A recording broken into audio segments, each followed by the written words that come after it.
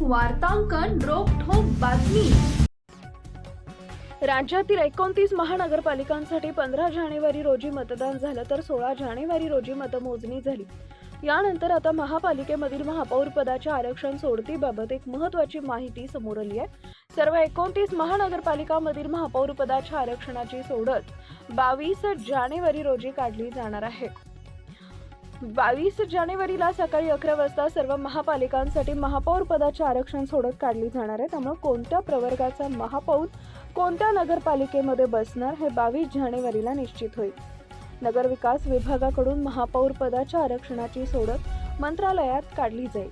महापौर आरक्षणाची रोटेशन पद्धत बदलण्याबाबत चर्चा सुरू असल्याची माहिती समोर आली आहे। पुन्हा ओपन पासून सुरुवात करत आरक्षण सोडतीच्या चक्राकार पद्धतीनं महापौर आरक्षणाची सोडत निघण्याची शक्यता आहे।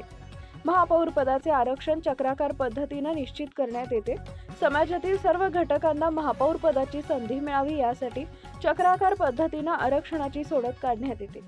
सध्या कायद्यात SC, ST, महिला आणि OBCसाठी रोटेशन न आरक्षण आहे। मात्र नियमातील नव्या बदलानुसार चक्राकार पद्धत नव्यानं सुरू केली जाऊ शकते।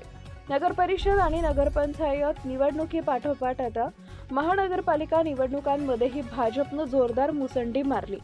मुंबईसह राज्यातील तब्बल 19 महापालिकांमध्ये भाजपनं विजयी घोडदौड कायम ठेवली आहे। महाराष्ट्रात सर्वच ठिकाणी भाजपनं एकहाती सत्ता आणली आहे।